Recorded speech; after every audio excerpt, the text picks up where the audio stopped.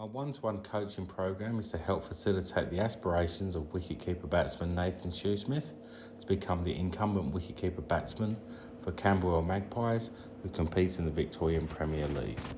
Nathan's key primary goals in regards to wicket-keeping were to enhance his pre-ball routines when standing up and back from the stumps, consistently focus on the ball without distractions, improve his body positioning to include being relaxed, athletic and provide dynamic positive footwork, consistently catch the ball in the middle of the gloves, improve his diving, both one and two-handed, being brave when standing up to the stumps and having a positive mindset and body language throughout the day's play.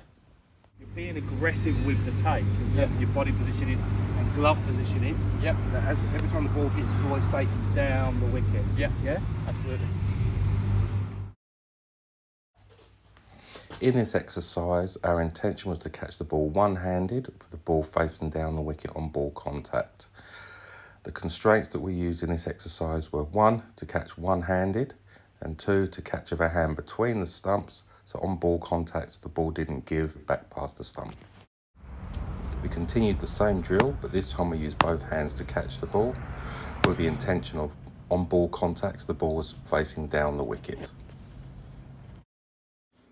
The exercise continued with constraint to afford being the guiding principles, ensuring constraints were provided to encourage and offer opportunities for learning and self-awareness to be achieved. Try not moving your feet at all. Yep. Yeah, so you have to push with the left glove and get your hands into that position. Yep. Yep. Okay.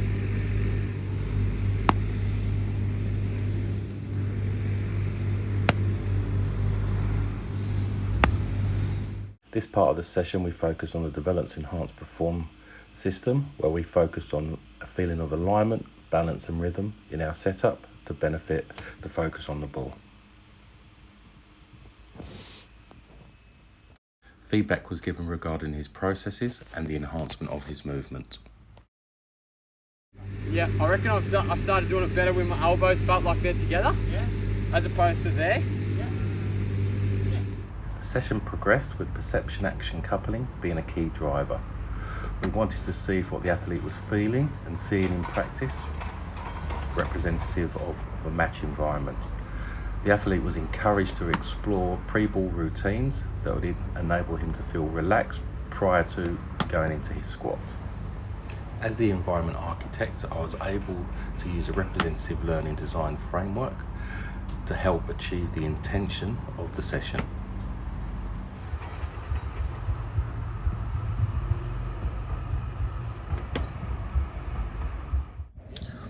As we look to enhance Nathan's understanding of his ability to stand up to the stumps, we took into account the repetition without repetition framework, and we included the variability and instability within this session. This included resistance bands and weighted balls. Using the constraint to forward elements, we designed in constraints to encourage Nathan to explore his pre-ball routine, which previously seen him shake his hands off prior to going into his squat. He now rested his elbows on his thighs prior to ball release.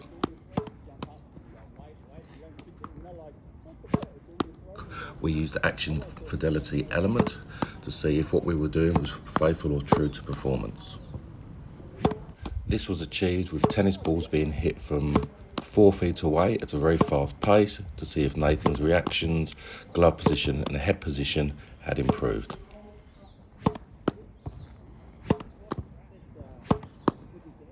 Feedback was then given by Nathan in relation to his setup, his head position and how he moved when gloving the ball. How does that feel? Do you feel relaxed? I do. Feel strong at the ball? It's the best I've felt for 4 months. Yeah? Yeah. Beautiful, okay. Yeah. What's the key points there, do you reckon, for you then? I think the key feeling is now that we've changed that setup, I just feel so much looser in the top of my neck and my shoulders. Yeah. I feel like my shoulders are heavier, Yeah. which I just feel like now, I'm just relaxed in getting my head to the ball, and I now feel like when the ball is wide, I can back myself to react and know I'm going to do it. Yeah. Whereas in the last few weeks, I've been out of position. So when the ball's wide, Yeah. I've not caught it nicely because I'm out of position. So at least now, because I feel relaxed, shoulders are heavy, if I'm just watching the ball, I'm backing myself that I'm going to catch it. Yeah. Like there were some balls there I caught, Yeah. didn't even expect to catch them. And you've just gone bang and it's hit the middle of your glove. So. Excellent. All right. Okay. So, what does your body posture feel like with that resistance band? Well, I just feel like I'm trying to get everything going forward. Excellent. At the ball, yeah. Cool. So now we've changed the resistance from a different angle, so as opposed to it being across your shoulders, now we've got it just above your hips. What does that feel like from a resistance perspective if you try to move to the right or to the left? Yeah, so moving to the right or to the left, there's clearly just that little bit of resistance stopping me from being able to move easily. Yeah. Yeah. Excellent. We then designed in the appropriate amount of variability and instability into this session, with repetition without repetition being the key driver.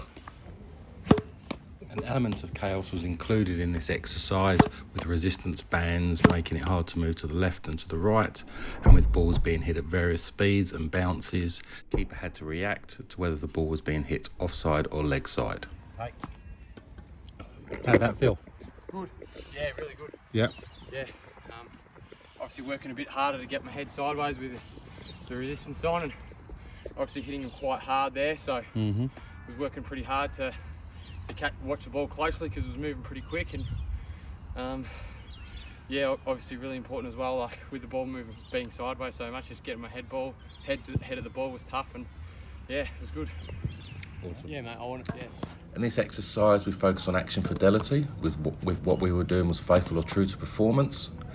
In this session, Nathan was blindsided, with myself standing 3 feet away, representing a ball being yorking the batsman or the batter obstructing the wicketkeeper's view of the ball. The aim here was to catch the ball strongly and confidently, with the ball on ball contact facing down the wicket. Boy. As the sessions progressed over several months, we then worked on the effective learning design, which actually incorporates emotion, stress and pressure, represented being as close to the game as possible. In this session, we had a nicking stump. Nathan was also blindsided with a mat being held in front of him, and I was feeding the ball off 18 yards with a sidearm at a very fast pace. This encouraged Nathan to be very strong on gloving the ball and ensuring all the processes that we've worked on over several months were put into practice. They're moving pretty quick, but it's a good challenge. Yeah. And I took some good takes there. Yeah. So I was happy with that. It was becoming apparent that the work that we were doing during our sessions were now transferring into competition.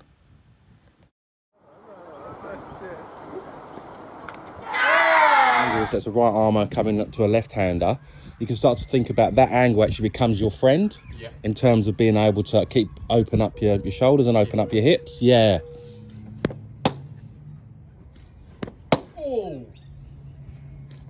Okay.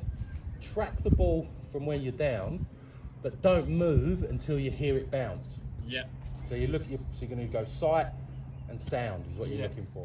Using the constraint to a forward element, we designed in a constraint to encourage Nathan to explore opportunities related to standing up to the stumps to a left-hand batter and the best way of gloving the ball for himself. The constraints employed during our sessions took Nathan's internal feelings away and enabled him to focus on movement solutions. With increased variability and instability being ramped up along our timelines, I was able to observe Nathan's self-organisation process taking place. Yeah.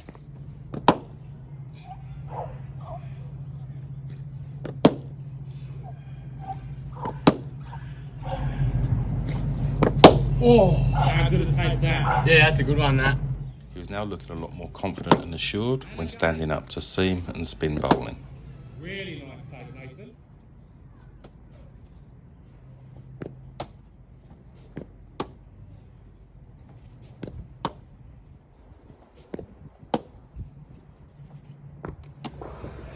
During training sessions, it was very evident that Nathan's glove work had really come on.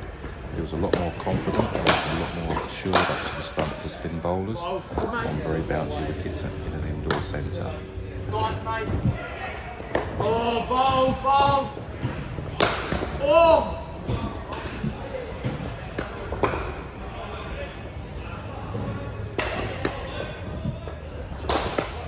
Good boy. Oh, yes, Melinda.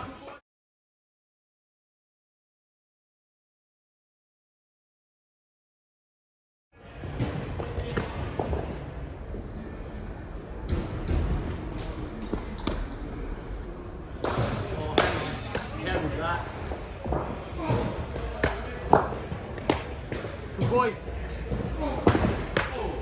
Nice piece.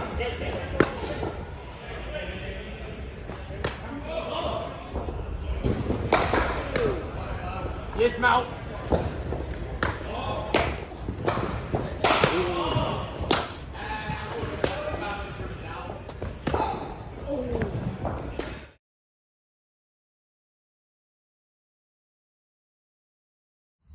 One of Nathan's primary goals when standing back from the stumps was to enhance his pre-ball routines, to enable him to consistently focus on the ball without distractions.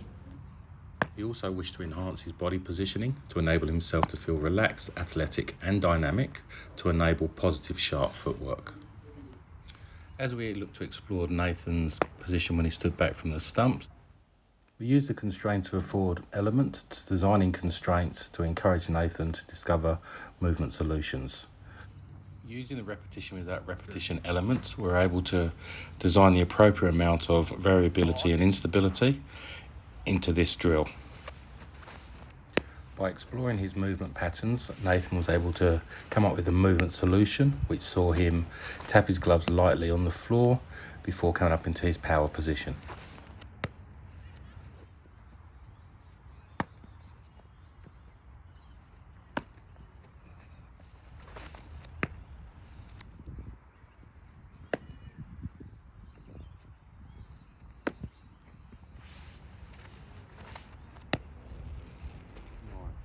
How's that feel? Really good. All right, mate. So with that new setup, what's really important for you? With the new setup, it's important that I'm sort of getting into my position and then tapping my hands so that I'm allowing my hands to be lower than what they were. That helps me keep my head forward past my feet line, so that I'm more relaxed in my top half and able to move sideways more easily. This new setup is now transferable to competition.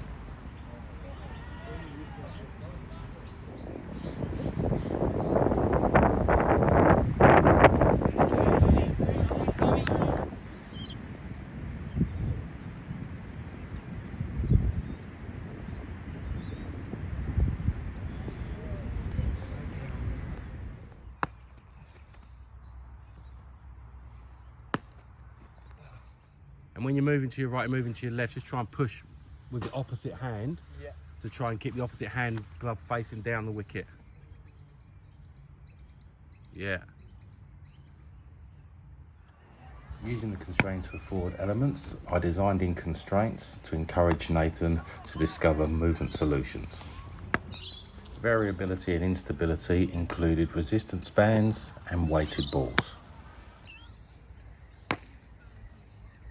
That's an exaggerated movement. Yeah. That's an exaggerated movement. Now what we think about it, sometimes when we, like all we're doing is opening up that foot. Yeah. Just that. Yeah. Just that. Yeah. Try to get a little gap between heel and floor. Yeah. Using the Develop, Enhance, Perform system enabled Nathan to accelerate his understanding relating to his self-awareness regarding his individual processes, habits and routines. He now had excellent insight and knowledge in regards to his alignment, balance and rhythm, and was able to demonstrate dynamic footwork and understood the importance of his head-hand relationship. He was able to explain what this meant and how it felt to him. And then when you're diving, what did you recognise there? When I'm diving, I've got to keep my head in front of my foot line, so keep my head past the line, and keep it there as I move, so that hopefully I move more aggressively towards the ball rather than just sideways, and making sure that when I move my foot, I move it in a way that is going to push me that way as opposed to rolling around my front foot, because then I just end up moving just sideways and not aggressive out to the ball. Spot on. Yeah. Brilliant. Awesome, mate.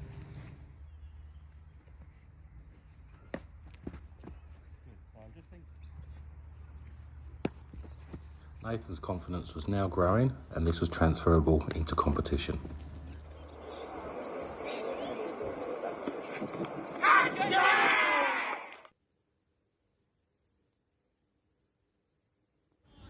comes across you, trying to keep your body at a nice even height. Yeah. And wherever the ball is, you're just going to try and catch it and roll with control. Okay.